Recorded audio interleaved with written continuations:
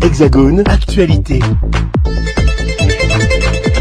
Une conférence de presse a été organisée au ministère des Outre-mer par SOS Racisme afin de présenter une étude sur les discriminations dans le secteur de la restauration dans les départements d'Outre-mer en présence d'Elisabeth Moreno, ministre chargée de l'égalité entre les femmes et les hommes, de la diversité et de l'égalité des chances. L'idée centrale était de mesurer localement l'ampleur des discriminations dans l'accès à l'emploi pour les personnes d'origine ultramarine et simultanément pour celles qui résident dans un quartier prioritaire de la politique de la ville. La profession ciblée est celle des serveurs en restaurant. En mai 2021, 3 candidats fictifs ont candidaté dans environ 1200 restaurants sur 4 territoires, Guadeloupe, Martinique, Réunion et Paris. Résultat de ce testing, il n'a pas été observé de discrimination selon une adresse dans un quartier prioritaire, ce qui peut être relié aux effets positifs des emplois francs très présents en Outre-mer. En revanche, il a été constaté que les candidats d'origine ultramarine sont discriminés par rapport aux candidats d'origine métropolitaine. La pénalité subie par le candidat ultramarin est de même ordre de grandeur à Paris que dans l'ensemble des DOM. Réaction sur cette étude au micro de ONews Paris. Ce premier test de discrimination destiné au territoire ultramarin. Ce premier test met la focale sur la profession des serveurs en restaurant et nous apporte un éclairage extrêmement concret sur l'ampleur des discriminations. Ce type de test est important parce que nous le savons, ce que nous ne mesurons pas ne progresse pas et ne se transforme pas. Et nous savons toutes et tous ici que chaque discrimination est une violence. D'abord, je veux saluer le travail de SOS Racisme et du CNRS au travers de Monsieur Lorty parce que ce genre de testing est extrêmement précieux pour nous faire prendre conscience que l'égalité qui est si chère à nos valeurs républicaines et qui est au cœur d'ailleurs de nos valeurs républicaines n'est pas encore réelle et concrète partout. Cette étude confirme les ressentis de la population.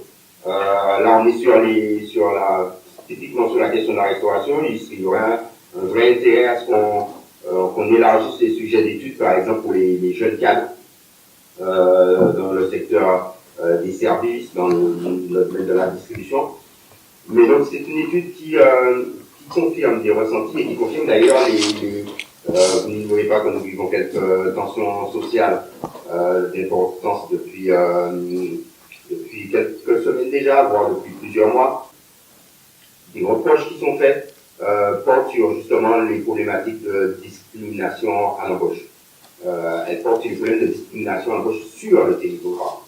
Donc l'étude donne des premiers indices de confirmation de cette discrimination. Je pense il faut qu'on la manipule avec beaucoup de précautions. Vous avez entendu le maire de Fort-de-France dire que ces questions de discrimination à l'emploi, elles existent, elles sont réelles.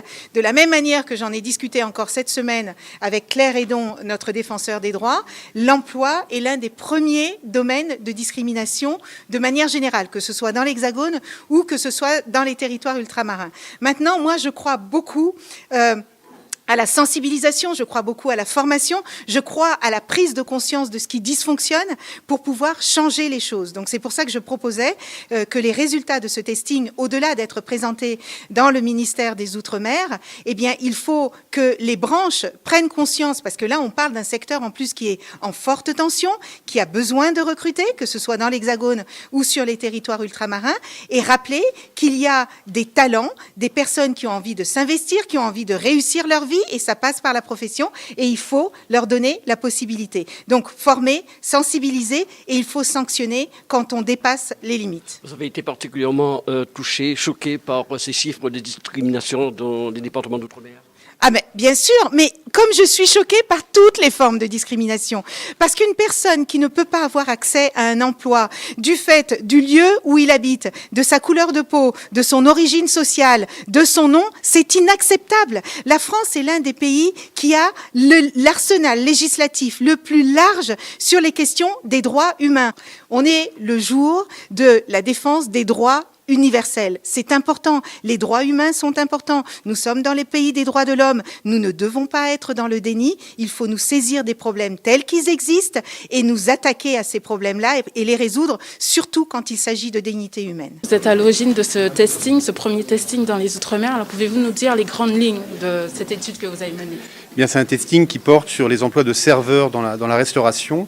On a testé de l'ordre de 1200 restaurants dans 4 territoires, donc les 3 départements d'outre-mer, Martinique, Guadeloupe et La Réunion, et puis à Paris. Et on envoyait à chaque fois 3 candidats fictifs, soit donc de l'ordre de 3600 envois de candidats. Et on a comparé systématiquement les chances de succès donc des candidats domiens avec un candidat qui, lui, était parisien.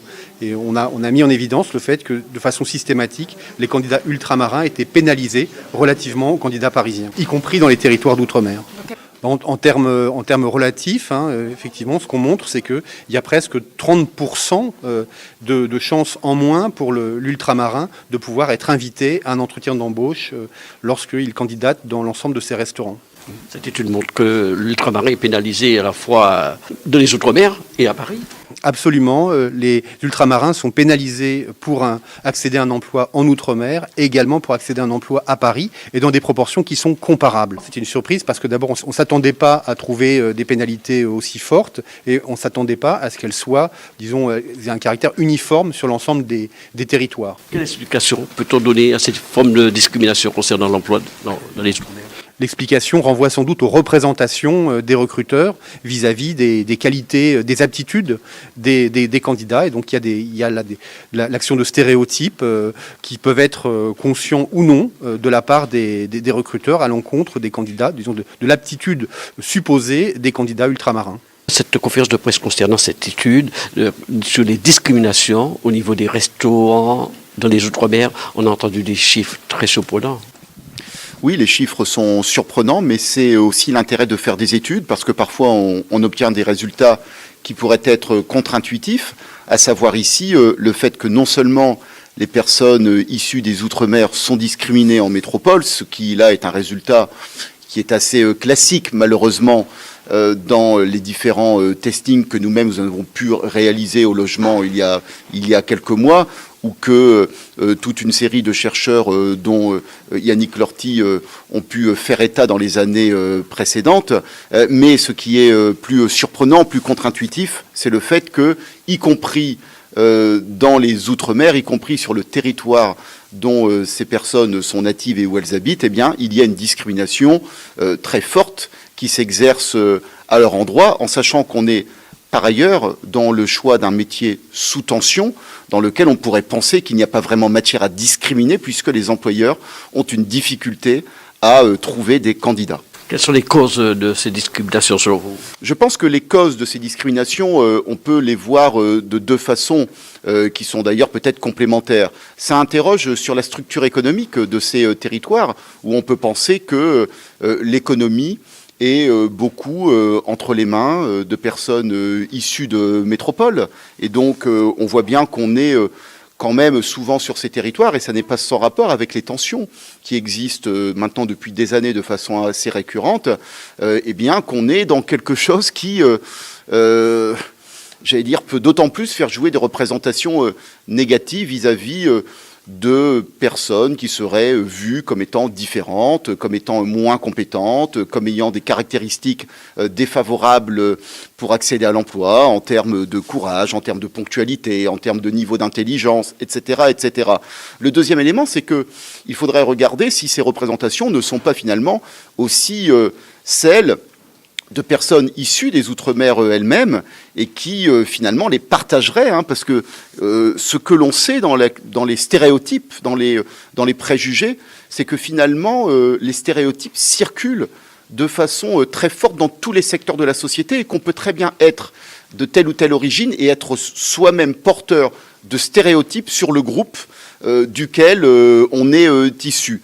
Donc je pense qu'il y a un travail à faire sur l'identification de ces stéréotypes, de qui en sont les porteurs, et une réflexion à avoir sur l'évolution de ces représentations et sans doute sur l'évolution aussi des structures économiques dans des territoires qui restent quand même marqués par un passé extrêmement brutal, extrêmement violent, qui continue à produire ses effets encore aujourd'hui. À partir de cette étude, on peut imaginer que certains ultramarins sont tout simplement au chômage parce qu'ils ont été discriminés à l'emploi. Évidemment, la discrimination crée du chômage et davantage de chômage pour certaines catégories.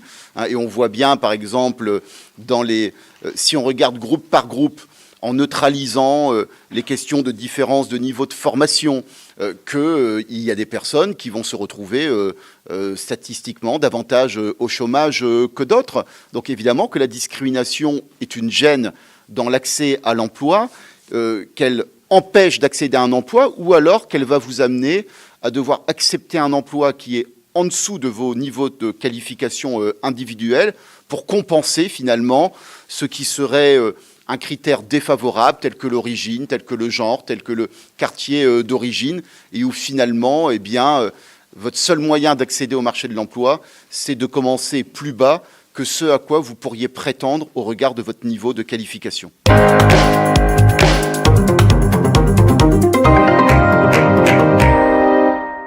Outremernews.fr, le site de l'actualité Outre-mer, 24 heures sur 24 et 7 jours sur 7. Retrouvez la chaîne Outremer News sur YouTube.